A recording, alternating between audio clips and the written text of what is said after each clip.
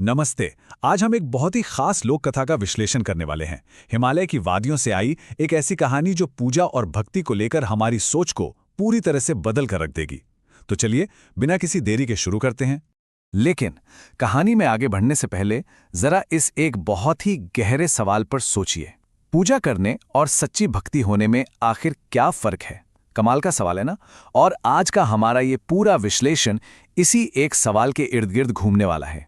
अब आइए चलते हैं बहुत समय पहले के हिमालय के पास बसे एक छोटे से गांव में। वैसे तो वहां के लोग भगवान शिव की पूजा करते थे, लेकिन सच कहूं तो ज्यादातर लोगों की भक्ति बस दिखावे तक ही सीमित थी। आप देखिए, हर सोमवार वहां मंदिर में भारी भीड़ जुटती थी। लोग एकदम महंगे फूल, दूध और मिठाइयां चढ़ाते थे। लेकिन कहानी का सबसे बड़ा विरोधाभास ये था कि उसी गांव में रहने वाले गरीब और भूखे लोगों की कोई मदद नहीं करता था। मतलब मंदिर में सब कुछ, लेकिन बाहर कुछ नहीं। और यही एंट्री होती है हमारे मुख्य किरदार की, अर्जुन। अर्जुन उसी गांव का एक बहुत ही गरीब लकड़हारा था। उसके पास पैसे तो नहीं थे, लेकिन भगवान शिव पर उसका जो विश्वास था ना, वो एकदम अटूट था। वो कोई बड़े बड़े कर्मकांड नहीं करता था। बस हर सुबह जंगल जाने से पहले हाथ जोड़कर इतना कहता था, भोलेनाथ मेरे परिवार की रक्षा करना। बस यही उसकी सच्ची और सीधी सी प्रार्थना थी। कहानी में असली मोड़ तब आता है जब एक दिन मौसम अचानक से भयंकर रूप ले लेता है। एकदम से आसमान में काले बादल छा गए। बहुत तेज बारिश होने लगी, बिजलियां चमकने लगी। शाम होते होते तो पूरा का पूरा गांव बिल्कुल सुनसान हो गया।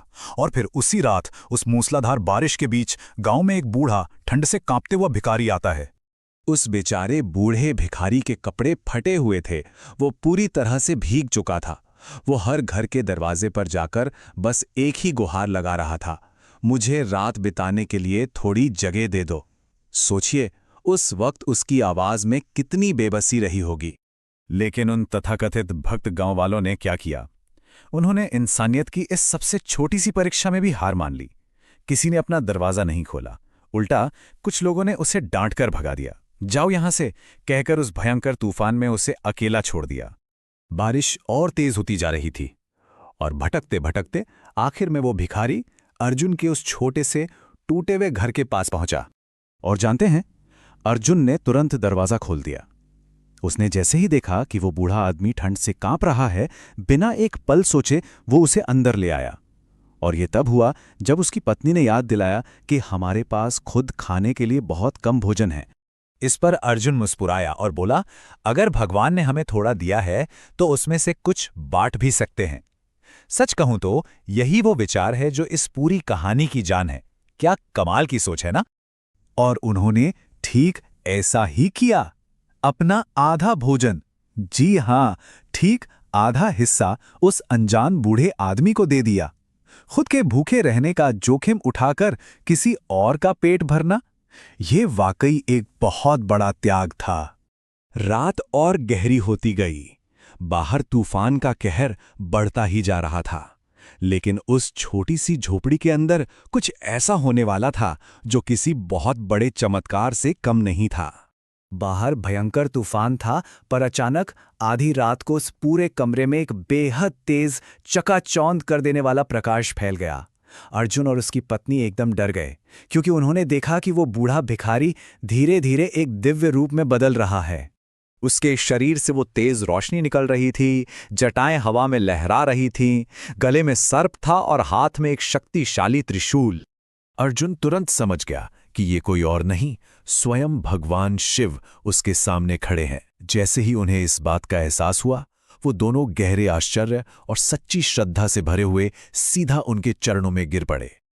और अब हम पहुंचते हैं उस पल पर जहां वो संदेश मिलता है जिसने उस गांव का इतिहास हमेशा हमेशा के लिए बदल दिया। भगवान शिव मुस्कुराए और उन्होंने कहा, जो इंसान दूसरों की मदद करता है वही मेरा सच्चा भक्त है। और ये बात सिर्फ अर्जुन के लिए नहीं थी, ये हम सब के लिए एक बहुत बड़ा सबक है। शिवजी ने बिल्कुल साफ कर दिया कि मंदिर में चढ़ाया गया धन उन्हें उतना प्रिय नहीं है जितना कि किसी भूखे को दिया गया भोजन। इंसानियत ही सबसे बड़ी पूजा है। और बस इतना कहते ही वो पूरा घर एक दिव्य प्रकाश से भर गया। अगली सुबह जब गांव वालों को इस चमत्कार का पता चला तो सबके सब हैरान रह गए। इस घटना ने उन दिखावटी लोगों की आंखें पूरी तरह से खोल दी। उन्हें समझ आ गया कि सच्ची भक्ति सिर्फ पूजा पाठ में नहीं बल्कि इंसानियत में बसती है। और आपको बता दूं, उस दिन के बाद से उस गांव में कोई भी इंसान कभी भूखा नहीं सोया। तो इस पूरे विश्लेषण के बाद एक सवाल जो हम सबको खुद से पूछना चाहिए, क्या सच्ची भक्ति हमारे रोजमर्रा के कामों में, हमारी इंसानियत में दिखाई देती है? ये कहानी हमें सोचने पर मजबूर करती है कि हम असल जिंदगी में अपने मूल्यों को कैसे जीते हैं। इसी विचार के साथ आज का ये सफर यहीं रोकते हैं। हर हर महादेव।